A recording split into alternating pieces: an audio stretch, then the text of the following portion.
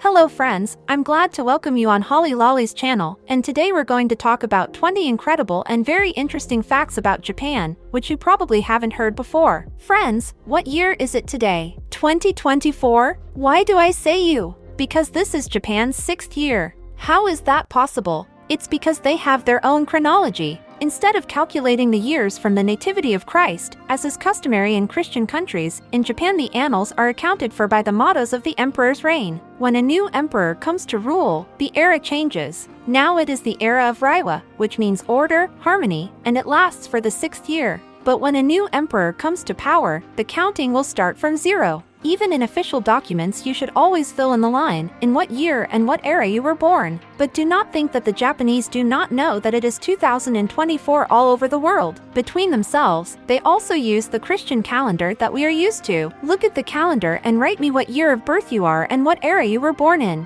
I think it will be interesting for you too to know your birth year in Japanese chronology. Did you know that in Japan the head of a railroad station can be a cat or a dog? At the Kishichi Railroad Station in Wakayama Prefecture, a cat is in charge. The first such station master was Tama. The cat greeted passengers, and she received her paycheck in the form of food. As a local celebrity, she even starred in a documentary. After Tama's death, thousands of people came to pay tribute to her, and she was also immortalized in a nearby Shinto temple as a goddess of place. In 2015, her successor Cat Natama took over the post, and the station in the town of Ajikasawa is staffed by a dog. The dog Waseo took over as station manager in 2011. A movie was made about Waseo Kakiyatami, and he is simply adored in Japan. Even all of us remember the famous story of Hachi. Thanks to the animals in the cities, the influx of tourists has significantly increased. Just to look at the dog, more than 1,000 people come every year. Did you know that the age of consent in Japan for more than a century and until recently was from the age of 13?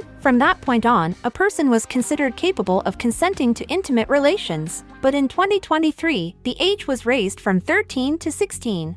The age of consent used to be so low because the average life expectancy of a woman in this country was about 40 years. And you could get married as young as 15, so the early age of consent was considered a reasonable measure. Back in April 2019, thousands of women came out and protested against unjust acquittals in court for sexualized crimes. According to the protesters, it was because of the flawed law that criminals were able to escape punishment. Due to the new amendments, if an adult gets intimate with a teenager under 16, it will no longer matter if the teenager consented to sexual contact or not. The landscape in Japan is mostly mountainous. The country's islands were formed by many volcanic eruptions, and today they are picturesque mountainous landscapes with hot springs and volcanic craters. Did you know that the mountains in Japan are privately owned and not owned by the government? Imagine, only 20% of the country's territory is owned by Japan, and the rest is private property. Well, imagine the situation that villagers and farmers can have their own private mountain, which would not be uncommon. And the famous Mount Fujiyama, aka Fuji, or the mountain that gives immortality, it belongs to the Hongu-Sengen Temple. If you visit Japan in the summer, expect a likely encounter with unwanted friends. There's a good chance you'll come across huge black cockroaches, which are much larger than the ones we're familiar with. Foreigners in Japan even jokingly call them scorpions. They reach about 3 to 4 centimeters in length, and they also fly. The scary thing is that they live not only in houses, but also in the streets. And the Japanese themselves say that you can get rid of them with boiling water at 60 degrees. It's hard for me personally to imagine how to water so that the insect doesn't escape and crawl somewhere else. But it's a Japanese time-tested know-how. But if you are afraid to scald from fear or just think that this method is not for you, the Japanese have come up with something else.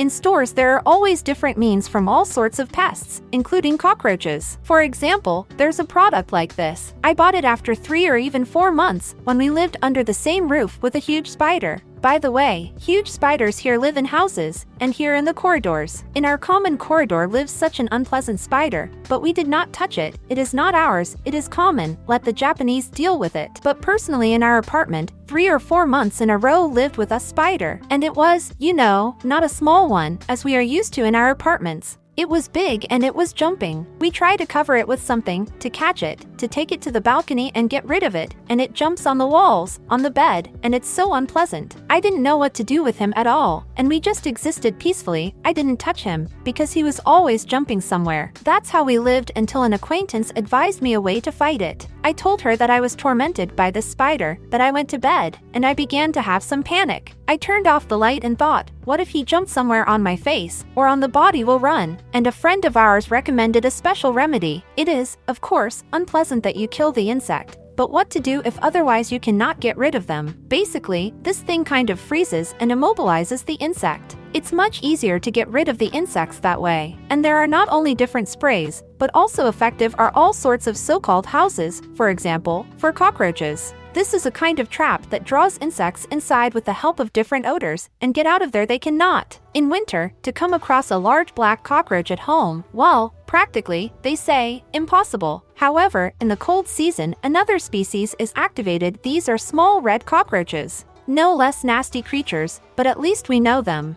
We all know that sumo is a martial art from Japan. It's the only place where professionals fight, and amateur tournaments are held all over the world. This sport is very dynamic. The standard duration of the fight is on average only 10 seconds. During this time, the fighter can change tactics 2 or 3 times. Every professional sumoist must be able to sit on the twine. Gaining the weight needed for sumo, while not so easy, it requires a special type of metabolism. Did you know that the biceps and triceps of famous wrestlers are about the same as the leg of a normal person? Also, sumo wrestlers are not allowed to drive an automobile on their own. If any of them are spotted driving, they will face disqualification from bouts. Another interesting fact, almost every modern family in Japan has its own birthmark. You can say that this is the coat of arms of the family. It is called keimen.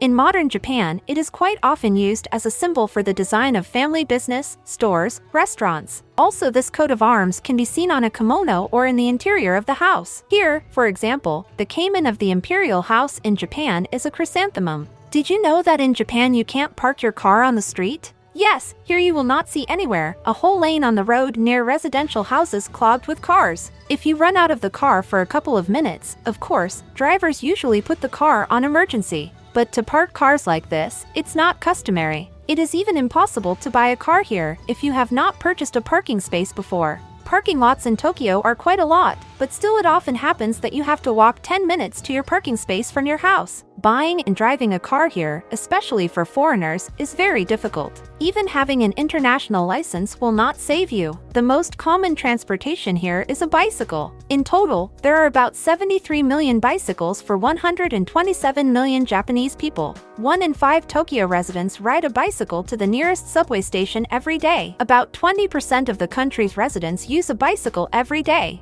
And, of course, everything seems to be super. People lead an active lifestyle. Traffic jams are not so frequent, but there is one big disadvantage. Bicycle lanes are often combined with sidewalks. Normal dedicated bike lanes are practically non-existent in Japanese cities, only on big streets. Pedestrians, cyclists, and car drivers alike suffer because of this. Every weekday, I take my daughter to kindergarten and our way takes about 20 minutes on foot. And on the way I always think that why don't I buy a bicycle? It would be so much easier to get there 5 minutes and we are there. But when I see how Japanese moms on these bikes very skillfully bypass everyone, I realize that I cannot do it myself. Imagine, to the subway there is one narrow road where one stream of people in one direction and on the neighboring line in the other. And between this crowd of moms on bikes trying to dodge and pass. I think we should give medals here for that. Personally, I'm very nervous and anxious. It would be a big stress for me to ride like that and dodge. I laughingly say it's a game of survival. I asked my friend how she drives her 2 children like that, because I saw that it is very hard for them, and she told me that the main thing is to learn how to fall correctly and safely. She said that all sorts of things happen, and people seem to be walking normally, but then someone suddenly braked, and then there's nothing left to do but fall on the sidewalk with the kids. After that I decided that we'd rather walk for 20 minutes, and this way I personally feel safer and calmer. Many people tell me that they can't imagine life in Tokyo or Japan in general without a bicycle, that it's mega convenient and comfortable, but I haven't gotten to that point. I love riding a bike, but not with that much traffic. Personally, I'm probably more likely to be driving that bike than riding. Of course, another big disadvantage is that you can't just throw your bike anywhere and go get coffee or run errands. You have to have your own parking space for your bike near your house, and in the city you also have to park it in designated parking lots. And yes, all parking lots are paid, and they are not everywhere. It's not uncommon here, for example, to visit friends, and the nearest parking lot is a 15-minute walk from your house, but you have no choice, so you have to go. And we had such a case, by the way, when our friend went with us to the dentist as an interpreter. She parked her bike at the dentist's office and they immediately put up a sign warning her that if you don't take your bike away from here soon, it will be towed away. And to take it back you have to pay about 3,000 yen, which is not cheap, so you have to drive it, park it, and then come back to finish your business. Everyone knows that Japan is considered one of the safest countries in the world, and that any crime here is extremely rare. Even goods at the stores can safely stand on the street unattended, and no one will take them. But I don't know why this is so, but with the theft of bicycles things are not so sweet. To steal the whole bike is not so easy, because in every parking lot there is a protective mount, but everyone can unscrew the seat, and they do unscrew it. That's why the Japanese often buy separate mounts that prevent the same seat from being stolen. It is also possible to fix the handlebars and wheels, in general, all spare parts. There's a problem with bicycles here. If you know what this is due to, I am very interested to know. Please write in the comments. Did you know that the most expensive train in the world is in Japan and it's called Shikishima? There are only 10 cars inside and it only holds 34 people, but those 34 people are in for an unforgettable journey. The luxurious ride starts from Yun Station in Tokyo and lasts 2 days in summer and 3 days in winter. The train impresses with its panoramic windows, expensive furnishings, and truly royal service, which begins immediately after boarding. For example, immediately after departure the conductor serves a glass of champagne to each passenger. On board you will be settled in the rooms, which are more like rooms in the best hotels than on the train cars. But the prices are not for the faint of heart. Standard ticket will cost you about $3,000, but you get a real fairy tale on wheels for it. The interior was designed and decorated by a designer of the world-famous brands Ferrari and Maserati. The speed of the train is not impressive, only 70 miles per hour, but who cares when you have a private living room, bedroom, bathroom with shower and toilet. There are also rooms with cypress-scented baths. The last cars on this train are a real space lounge area with panoramic views, and the food there is straight from the area the train is passing through. In Japan they know how to organize a real luxury trip, but it's expensive. The Japanese haven't eaten meat for a long time. In the middle of the 7th century, Emperor Tenmu issued a decree forbidding the killing of living creatures and the eating of 5 kinds of meat: beef, horse meat, chicken, dog meat, and monkey meat. All because he was a zealous Buddhist. Breaking the law was punishable by death, and it had been in force for over 1,200 years. Communication with Christian missionaries led to the fact that in the 16th century the ban was lifted, and the Japanese began to eat meat again. But, of course, it cannot be said that all the inhabitants welcomed its abolition, especially the monks. In 1872, Emperor Meiji revoked the decree banning meat and began eating it himself. After the ban was lifted, there was still a popular perception that beef was unclean meat,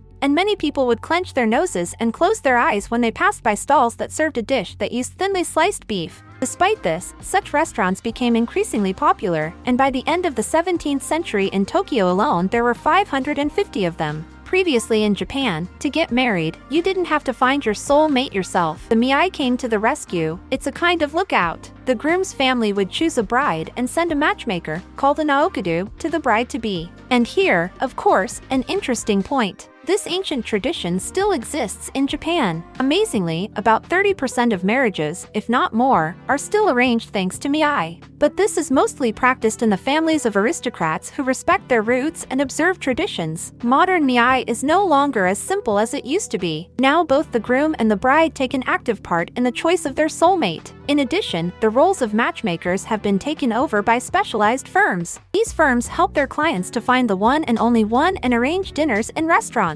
And only after mutual consent of future newlyweds marriage is considered to be concluded. How does a Japanese wedding take place nowadays? Now in fashion wedding ceremonies in the European style, so many young couples swear to each other in eternal love in special buildings, models of Catholic churches. This tradition was also borrowed from the West, but the traditional wedding ceremony in Japan takes place in a Shintai shrine. The bride and groom are dressed in special kimonos, and on the head of the Japanese bride is an unusual headdress, which resembles a large white hood. The Japanese say that this headdress hides the horns that grow on the bride if she becomes jealous of her husband. During the wedding, the bride changes her outfit 3 times. The girl changes her white kimono to a colored one, as if to show that immediately after she took her vows, she returns to normal life and to her duties. By the way, the average age of marriage in Japan is about 28 for women and 30 to 32 for men. You might think that Japanese people are somehow in no hurry to marry and get married. This is partly true. The population and birth rate are getting smaller and smaller every year. Japanese women are in no hurry to get married and have children. Patriarchy still exists here. The husband and his interests always come first. It is he who makes the most important decisions concerning the life of his family. As a rule, the husband is the main breadwinner, so he often works so much that he only comes home at night. Many modern married Japanese women work, but most of them settle down at home with the birth of a child. And one more of the reasons, no matter how you look at it, but the patriarchal Japanese husband has certain demands, namely the house must always be tidy. Dinner must always be ready, the children must be washed and fed. In other words, working Japanese women are not able to look after everything at once, so Japanese women often prefer to devote themselves to family life. Well, or they simply have no choice, because to have time to do everything and everywhere is simply impossible. And, of course, the price of child support, very high taxes and minimum amounts of maternity capital, which is allocated by the government, also affect the decisions of girls, and men too, to choose career over family, unfortunately. By the way, husbands often give their wages completely to their wives, and they decide how to dispose of the money. They every day, for example, give a certain amount of money to the husband to buy groceries. They save money for utilities, household goods, things for the child, and so on. Husband and wife in a Japanese traditional family cannot have different last names. When you get married, you have no choice not to take your husband's last name, or the husband can take the wife's last name. But this does not apply to foreigners. Japanese people address each other by last name. They use first names only when communicating with very close relatives or good friends. It even happens that spouses in the family call each other by their last name, thus expressing respect and honor for their other half. And at school, classmates may not even remember each other's names, as everyone always address each other by last name. But 150 years ago, Japanese farmers, artisans and traders called each other by their first names. All because they did not have surnames, they were not allowed to have them. Only samurai had surnames back then. The upbringing of children in Japanese families is different from ours. It is believed that in Japan a child under 5 years old is a king. Traditionally in Japan, a child under 5 years old is allowed everything. They never say no to him, they do not yell at him, do not forbid him anything, do not punish him for hooliganism, he is simply a deity. Children even sleep in the same bed with their parents in order to establish an emotional bond with the child and show them warmth, positivity, and companionship. Mothers try to keep their child close to them as much as possible to minimize stress. Parents try not to discipline their little ones, but to explain to them all the various consequences of bad behavior. The biggest punishment for a child in Japan is disappointment or embarrassment to the mother or family caused by the behavior of the younger generation. In Japan, parents follow the principle of learning from mistakes when raising children. They believe that by the age of 5, a child should grow up and learn about the world without adult interference. In Japan, a child is considered a king until the age of 5 and later, until the age of 15, the child is strictly brought up, and from the age of 15, the child is considered an adult. In some areas of Tokyo, you cannot give a child to kindergarten if the mother is not officially working. I don't know if this rule is valid in other cities, but I myself faced this problem in one of Tokyo's neighborhoods. In Japan, it is customary that a baby under the age of 5 is an integral part of its mother. A Japanese woman carries and drives her baby everywhere she goes, to the hairdresser, to the store, to meet up with her friends. In cities, it is not uncommon to see women on bicycles with their children. Japanese designers have even developed an unimaginable number of ways to carry babies' backpacks, special jackets, carts, so that the Japanese mother can stay as mobile as possible and not be separated from her children. It seems to me that in every country there are omens, because of which you should not give certain gifts. But in our country, for example, it is not customary to give cutting and stabbing objects, watches. In Orthodox countries, handkerchiefs are never given.